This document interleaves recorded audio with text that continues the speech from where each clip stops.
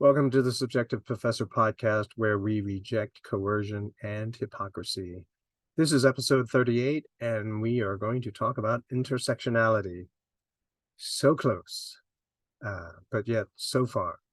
So intersectionality will explain kind of what it is first, briefly, of course, and then go into my critique of it. So I once heard a lecture on intersectionality, and there's not a whole lot to it, really. I guess they try to make it seem complicated by talking about the intersection or the meeting of 13 different categories. And what's supposed to make it even more interesting is that it becomes 13 different opportunities to be oppressed. So an intersection, as most of us know, is a point or a place where things meet, they intersect, they cross each other like a road. Two roads meet at an intersection, right? And so imagine an intersection with 13 different roads meeting at one point. And so these different roads and intersectionality are what I would call racial categories. I think that intersectionalist people reserve the word race only for skin color. And so they have different expressions for the other categories, such as gender or socioeconomic background, something like that, class. But to me, and according to the subjective professor, these are racial categories, right? Generalizations created with one single trait. And then you get to put all kinds of people into that category. It's a generalization, right? So it is true and false at the same time. So I did a little research just to give some more detail so that people don't accuse you of not knowing what you're talking about. But one person said that the essence of intersectionality is that there is no such a thing as a single issue struggle because we do not live single issue lives. It sounds profound, doesn't it? But basically it just means that life is kind of complicated. So it is said that intersectionality is useful to overcome deep-seated inequity. It's a framework for understanding oppression. Some people say that it started from a writer in 1974, excuse me, and other people say it's from the 1980s. And I'm sure someone else will say, oh, no, someone else said it at a different time. But it doesn't really matter.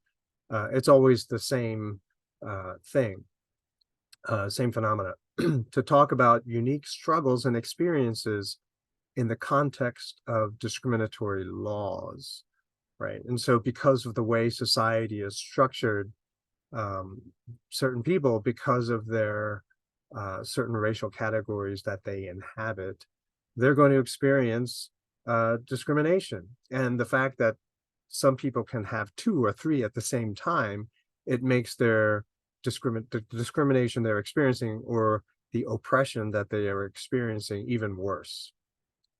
So there are layers of oppression. And an example that is given would be the pay gap, so-called, for women, right? So women, it is said, make 83 cents per dollar here in the United States. So an average woman worker will make 17 cents less per dollar than a male worker. But then you bring in intersectionality, a black woman, right? A black woman, right? So women, 83 cents per dollar, but a black woman, it's 64 cents per dollar, right? And so it's 46 cents of oppression per dollar. And so in this example, race magnifies the disparity that we see in gender. One day we'll talk about the gender gap, but we'll table that for another podcast episode. So multiple identities interact to create unique patterns of oppression. And so some people say race, class, and gender, they're all connected. And then if you can come up with 10 more, well, then that would be the 13 of the presentation that I heard.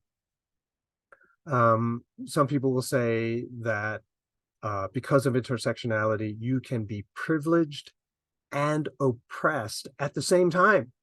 Oh, wow, that's kind of crazy.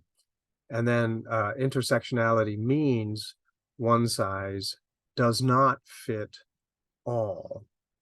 And so that's basically what people will say. And if you understand how theory works and how you build information on theory, then everything else pretty much writes itself, right? You can pretty much know what the conclusions they reach would be. So one might say that it is a useful framework to consider more factors of oppression, or it illustrates how inadequate current racial discourse is, right? So this is my critique, right? Whether they realize it or not, this whole intersectionality, them going out of their way, showing how serious it is, it basically illustrates how inadequate most race discourse is, right? Because it's not enough to talk about your skin color. It's not enough to talk about your income level, your poverty level. It's not enough, right? It's inadequate. You got to talk about intersectionality. And so basically, whether they realize it or not, they're basically saying that 95% of all race discourse is irrelevant. Like Black Lives Matter. No, no, no. That you can't do that in the intersectional world. So that's what it does. It's totally inadequate to explain what's going on. Uh, let's see, multiple categories, examining multiple categories kind of ensures that you'll find some sort of injustice, right? And in intersectionality, it's layered, right? So it's not separate, but you can sort of uh, add them to each other to have, I guess at one point someone will say their intersectional score, right, of just how much oppression they're going to have in life. And so you can imagine some people even coming up with negative scores. Yeah, I don't know. I'm just hypothesizing that if they haven't already done it, that they'll probably talk about things that way. So to give you an example of how everyone gets to have some sort of injustice on them, Oprah Winfrey is used as an example. So she's African American, but she's extremely wealthy, right? At one point, she was like the wealthiest woman in the country, right? And so she has lots of privilege here in America. But then if she goes out of country and no one knows who she is, well, she's just a Black woman all over again, right? And so the assumptions based on her skin color bring back that oppression. And so you can kind of see how intersectionality will be valuable in analyzing just how much oppression you experience in life. Okay, they almost got it, right? I mean, this whole explanation of intersectionality, it's like when I first started hearing about it, I was like, oh yeah, yeah, yeah, keep going, keep going. And then it just stopped. But my own understanding, and some of you may recall from episode 8, is that uh, any characteristic that you have can be used as a racial marker. And so uh, I don't know how many each individual has, but because we have more as time goes on, potentially it's in the hundreds of thousands, right? I usually say infinite in class, but realistically, I mean, it's not infinite. Okay, so we'll call it 100,000 maybe, right? So even myself, 30 years ago, uh, I didn't have half the racial markers that I have now. So in 30 years, I added father, uh, old man, professor, former professor now, all of these other racial categories, so you're constantly adding the categories that you can inhabit. And and in case you don't remember what we said in episode 8, some people will say, oh, no, you can't just change your category. Although trans people probably now, right, with the whole gender is fluid. So that's a challenge, I think, for intersectionalists. But most people will say that racial markers are markers that you're born with and you cannot change.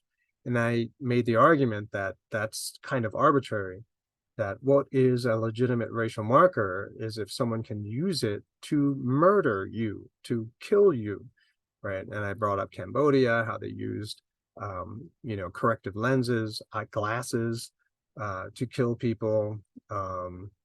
In other countries, it's your tribal affiliation. Spies are killed for pretending to be other people. And so anything that can be used to kill or take your life, that's a legit racial marker, right? We create generalizations based on that. So if someone ever says, kill all the podcasters, right? Then anyone who does a podcast, well, now um, you're potentially a target. Right? But what's interesting is that, and so our identity is the sum total of all of the racial markers that we could be put into, not just the ones that we know of, but even the ones we don't know of, right? When people see us, how do they racialize us? And a lot of those categories are largely unknown to us.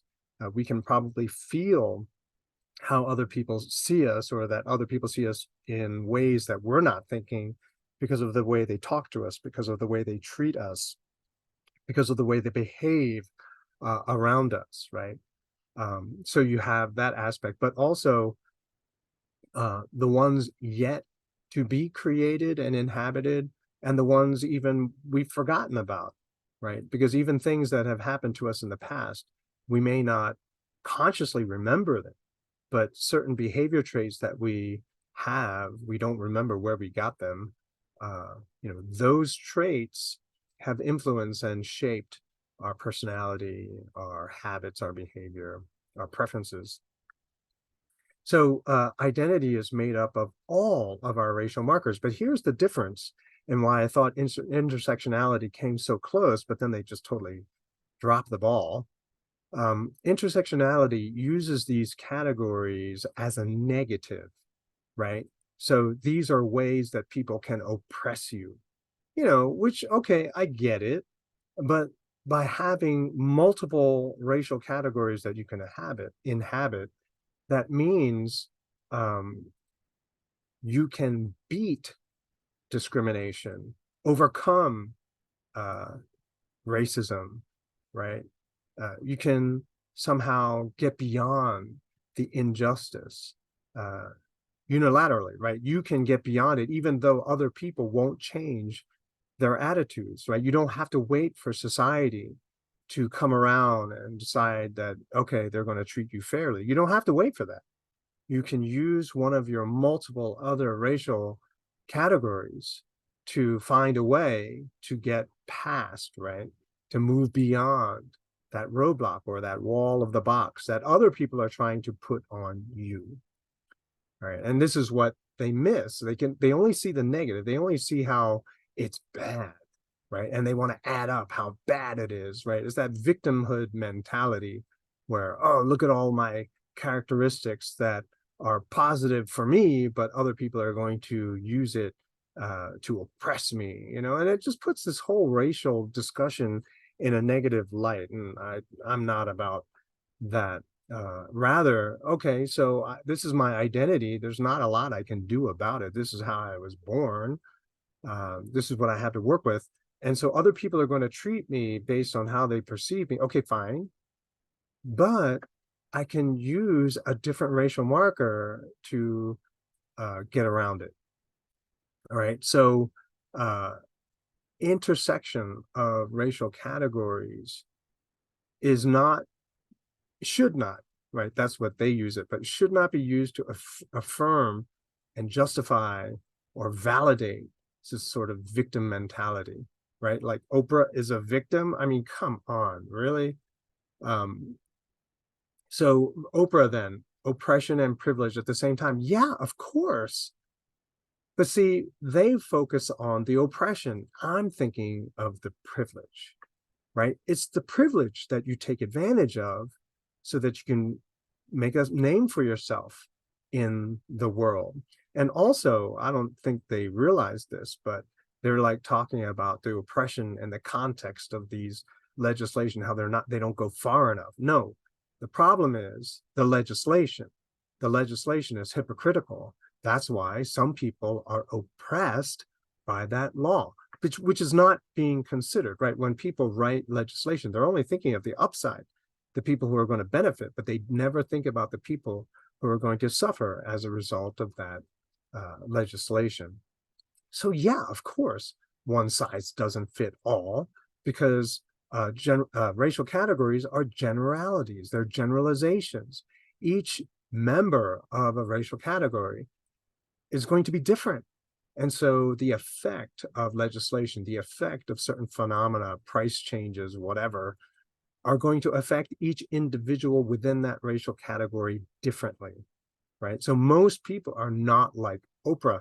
Most people would probably be glad to have sort of the oppression, so-called, that Oprah is going to experience, right?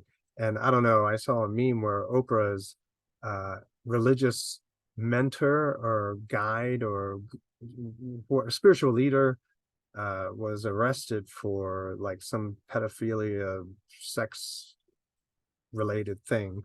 So she's in a little bit of hot water right now. But anyway, I didn't use her, someone else did. Anyway, so of course, one size doesn't fit all. They're all generalizations. Everyone is unique. And so what a lesson that is missed by these people, where their conclusion is more legislation must be passed, I'm saying get rid of the original hypocritical legislation, right? Because clearly it's hypocritical. It is unjust. So you don't say keep the injustice in place so I can continue to be a victim in this society. No, get rid of the law and a roadblock is removed from me, right?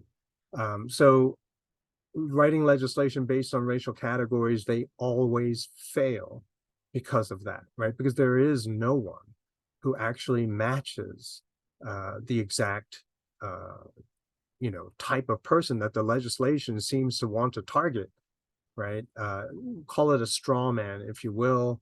But anyway, but legislation makes great politics, right? So there are far more categories than 13 or 20. I say 100,000, conservatively speaking. There was one paper assignment that I would give, and I would say try to list as many racial categories that you think you inhabit. And I say stop at one page, right? And so this one person gave me a list that was like 3 columns, one page, but 3 columns. And they had to stop. And so we can think of so many different ways that we can try to find an edge in life, right? So all of these racial identities, racial categories, they're not negatives. No, they are positives, because that's part of our identity. And so by switching a category, a racial category, like how you think, you can make up a new category, right? So for example, in the music industry, hip hop, once upon a time, did not exist. And I remember around that time, people would say, oh, whites dominate the music industry. And so if you're not white, then you're only there by invitation. And then hip hop was born, and it's so big right now, right? Blogging didn't exist 30 years ago. Podcasters certainly didn't exist 10 years ago. And so through creative thinking, you can create a new category. And if you time it right and you do it well, through this new category, you overcome discrimination. So you can become the best in a widely recognized racialization, whether it's your beauty, your skill, or your intellect. So let's talk about Charles A. Harrison. He just died in 2018. But Charles A. Harrison, I've never heard that name. Actually, I read a story about him, but I never remembered his name. He was the first Black executive of Sears Roebuck. I know some of you are saying, what's Sears Roebuck? Sears Roebuck used to be the largest retailer, department store in America for a long time. And so in 1961, that was when Sears was on its way up, right, and dominating the entire field for retail. Well, he was the first Black executive, and you might say, oh, it's before affirmative action. Yeah, yeah, way long before. And he was one of the most prolific inventors. And so, of course, he's going to be. I remember when I read the story about him the first time, I was like, man, I hope they gave him a promotion. And yeah, he became one of the first Black executives in that company. He invented the Viewmaster. I don't know if anyone remembers them, but it was like sort of like what 3D stuff does today. So each eye gets an image to look at, and it creates this sort of 3D kind of image. You had to put these like they look like negatives, and you put them in a Viewmaster, in a view thing, and there's this little lever on the side. Well, look up Viewmaster and you'll know what I mean. He invented that. He also invented the plastic garbage can, or the rubber, polyurethane, whatever garbage can. And the reason was because back in the day, garbage cans were made out of metal. They were steel. Uh, Even when I was a kid, we had steel trash cans, and there were all kinds of problems with them. But the biggest thing about them was they were so loud. And so where he lived, Charles Harrison, where he lived, or Chuck, as I guess a lot of people called him, uh, he would get woken up every morning because the garbage man would be emptying out all the trash cans. Now, it wasn't the garbage man's fault, but so he's like, can I have a quieter trash can? And there it is. He invented it. And if you go back to my innovation episode, I forget when it was, coming out of the box, you innovate new ideas starting with your own personal issues, right? Your own personal problems. I don't know if you remember that, but anyway, so that's what he would do. He would just basically look at his own life and say, wow, I can make this better. And there it is. Genius, right? So here's a Black African American living in before the civil rights era, or in the middle of it, right? And overcoming it through his creativity, through his intellect, right? So whereas intersectionalists would use intersectionality to magnify their victimhood, I say, in my knowledge production, understanding race in this multidimensional type way gives more flexibility, allows us to find more pathways to success, more opportunity to solve our problems, to put them in a rearview mirror and find a happier life, right? Live a happier life. And that's what it's all about, right? So that's it for this episode. I hope it was a little bit uplifting anyway, and I'll see you in the next one.